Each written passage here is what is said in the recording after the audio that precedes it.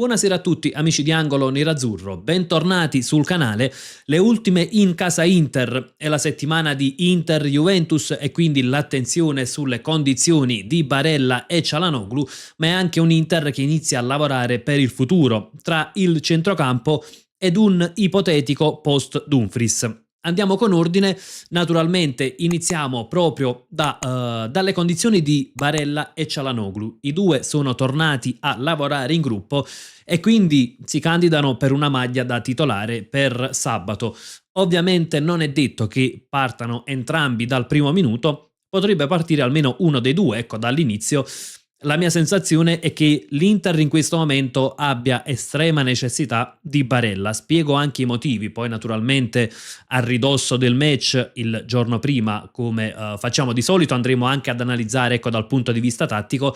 Però mentre per Çalhanoğlu comunque abbiamo uno Zielinski in grandissima forma e che fortunatamente non sta facendo rimpiangere il turco, ecco, la dinamicità di Barella da mezzala potrebbe essere determinante per andare poi anche a raddoppiare i loro trequartisti, per dare una mano in fase difensiva da quel lato, dinamicità che naturalmente per caratteristiche non hanno Sucic, Mkhitaryan eccetera, insomma gli altri centrocampisti. Però notizia decisamente positiva, inizia a svuotarsi l'infermeria nerazzurra, naturalmente rimane ancora Dumfries che ne avrà per un bel po'. Ci sono buone probabilità che salti anche il derby, quindi insomma notizie non positive, ma naturalmente ecco, poi vedremo gli aggiornamenti settimana per settimana. Andiamo invece a vedere quelli che potrebbero essere le mosse dell'Inter per il futuro, partendo dal centrocampo. È stato confermato l'interesse dell'Inter per Weston McKennie. L'Inter ha richiesto informazioni circa i costi che naturalmente sappiamo, McKennie a parametro zero, ma ci sono innanzitutto ovviamente l'ingaggio, ma poi ci sono dei costi accessori, ecco, i vari bonus alla firma, le commissioni da dare agli agenti. Ormai i parametri zero non sono mai effettivamente degli affari a zero. Si vocifera che la richiesta di McKennie è intorno ai 4 milioni di euro netti e che in questo momento non è scontato il rinnovo con la Juventus, anzi sia un po' complicato con Inter e Atletico Madrid che sarebbero alla finestra, perché McKennie potrebbe essere un ottimo innesto per la nostra Inter. Innanzitutto perché è un calciatore che, anche se non viene preso per fare il titolare, può far comodo a tutte le squadre, perché a centrocampo McKennie è praticamente un tuttofare, quindi un calciatore che riesce ad abbinare sia la fase di possesso che la fase di non possesso, ed eventualmente potrebbe anche arrivare al posto di Frattesi. Ecco, un Frattesi che già a gennaio sembrava in partenza, è molto probabile che a giugno possa effettivamente partire. Ecco come McKennie potrebbe andare a sostituire Frattesi. Può inserirsi, magari se guardiamo soltanto la caratteristica degli inserimenti, Frattesi eccelle in quella caratteristica, McKennie la fa bene, non eccelle, però la differenza è che magari McKennie ha più fisico di Frattesi, è un calciatore che ecco, sa comunque inserirsi, seppur non eccelle come Frattesi, ma sa inserirsi, riesce a dare una mano meglio di Frattesi quando si tratta di pressare, riesce magari anche a fare la fase di interdizione, quindi se poi si tratta, ecco, di fare una corsa all'indietro, di recuperare palloni, di metterci il fisico, di metterci quantità, sicuramente questo riesce a farlo meglio di Frattesi. Forse, ecco, in costruzione non è proprio il suo punto di forza, però è un calciatore molto duttile. E quando dico è un tuttofare, sia per compiti sia per posizioni. Ecco, McKennie per esempio nello scacchiere di Christian Chivu potrebbe essere naturalmente una mezzala e può farla benissimo.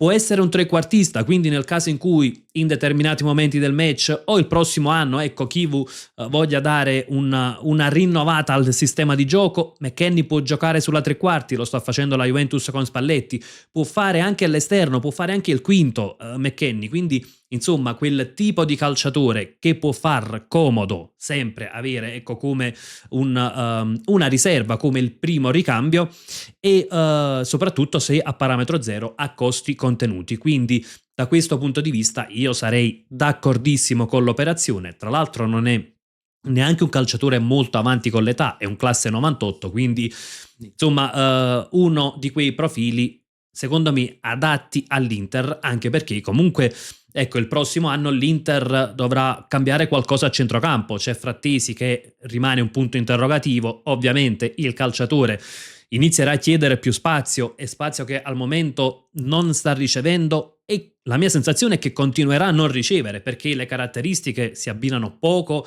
al sistema di gioco dell'Inter. Ecco, è un Frattesi bravissimo negli inserimenti, come abbiamo detto più volte, però poi fa fatica in costruzione, in interdizione.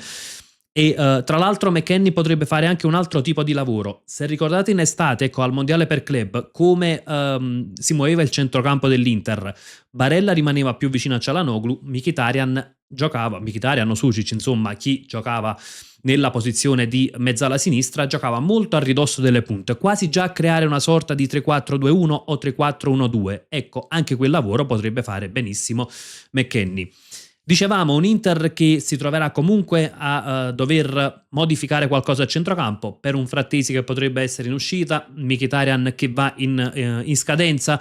Ovviamente c'è ancora la questione Çalhanoğlu, non va dimenticata, perché il turco è in scadenza 2027 e non credo che l'Inter, ecco, voglia portarlo poi al termine del contratto senza il rinnovo, che comunque a quanto sembri, ecco, a quanto si legge sulle varie testate, l'Inter vorrebbe fare, però anche lì è un po' un punto interrogativo. E quindi le mosse a centrocampo non si limiterebbero soltanto a McKennie, ma c'è un altro nome che è entrato nei radar nerazzurri ed è quello di Ismael Koné, il centrocampista del Sassuolo. Ecco, mentre Muaremovic domenica non ha convinto per nulla, la difesa del Sassuolo è stata molto in difficoltà e Muaremovic non ha fatto eccezione, però ha colpito Ismael Koné, tra l'altro calciatore che si sa inserire benissimo. Proprio Koné, dopo un minuto di gioco, ha avuto un'occasionissima, per fortuna nostra, salvata da Di Marco. Detto questo, l'Inter in estate potrebbe essere impegnata anche per il posto Dumfries. Dumfries ha una clausola da 25 milioni e non c'è nessuna eccezione, quindi qualsiasi club dovesse portare un'offerta da 25 milioni potrà poi parlare direttamente col calciatore, e quindi l'Inter dovrà muoversi in questo senso anche per cercare un posto Dumfries.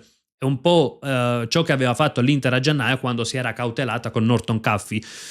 È uscito fuori un nome nuovo, arriva dalla stampa tedesca, dalla Bild, ed è quello di Svensson, esterno del Borussia Dortmund, che quest'anno sta facendo benissimo, è un classe 2002 e il costo sarebbe intorno ai 30 milioni. Il punto qual è? È un calciatore di piede sinistro che è stato sempre schierato sulla corsia sinistra e quindi chiaro che è strano che l'Inter lo prenda per il posto Dumfries. Due sono le motivazioni: o è una invenzione giornalistica, che naturalmente tutto il mondo è paese, non è detto che la voce che arrivi dalla Bild, dalla stampa tedesca, sia effettivamente reale, potrebbe trattarsi anche solo di un interesse, per esempio, ecco. Oppure che Chivu voglia modificare un po' le caratteristiche sulle corsie esterne. Va un po' in questo senso, ecco, il modo di giocare di Luis Enrique, che spesso entra dentro il campo, lo stesso Di Marco l'abbiamo visto a volte tagliare verso il centro con la mezzala che va a dare ampiezza, o qualche volta, ecco, anzi spesso lo fa anche Bastoni, e andava in questo senso anche la ricerca di Moussa Diaby, che appunto di piede sinistro, però che sarebbe stato schierato a destra. A quel punto, se l'Inter davvero dovesse prendere un mancino da mettere come quinto a destra, chiaro che un mancino a destra andrà sempre ad entrare dentro il campo, perché anche quando punterà l'avversario ma andrà poi sempre sul suo piede forte. È un po' quello che fa anche Kamaté in pochissime occasioni, tra cui quella dell'assist è andato sul destro, per il resto andava sempre sul sinistro. A quel punto c'è bisogno di chi dà ampiezza, e l'ampiezza potrebbe darla, per esempio, la mezzala. In generale non è una soluzione che mi piace molto questa, perché ecco, il quinto nel 3-5-2 probabilmente a piede invertito rischia di far perdere qualcosa in ampiezza, mentre trovare il quinto sul suo piede preferito, un po' quello che fa spesso Di Marco, ecco, che si trova a sinistra col piede sinistro, magari può arrivare sul fondo e crossare, cosa che fa fatica un esterno a piede invertito.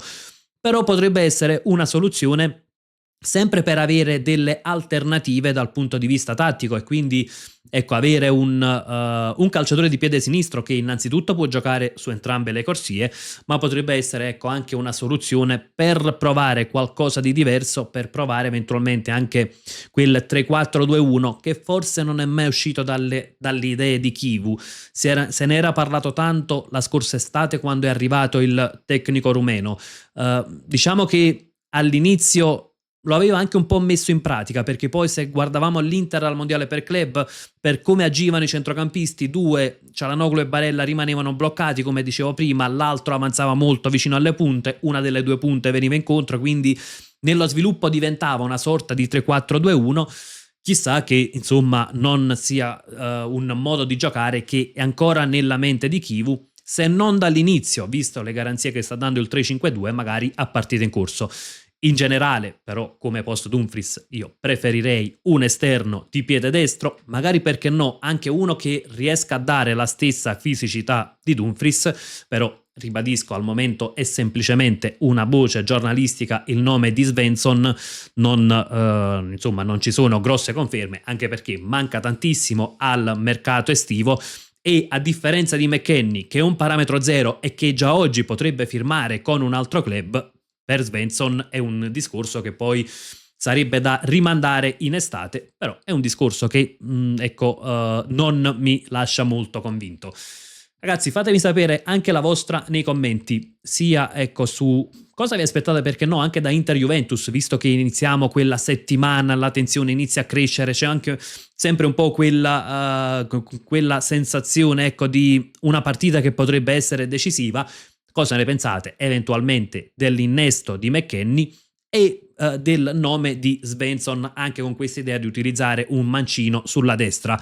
Anche e soprattutto, ecco, se credete che possa essere un interesse reale oppure un'invenzione giornalistica, perché ricordo, ovviamente, il sottoscritto non è un giornalista, ci limitiamo a prendere da fonti che solitamente sono affidabili, poi ecco riportiamo ma soprattutto commentiamo. Ecco, il fine è quello di andare a commentare le notizie che riguardano la nostra Inter e di confrontarci, quindi facciamolo nella sezione commenti. Come sempre io vi lascio con un gran bel Forza Inter!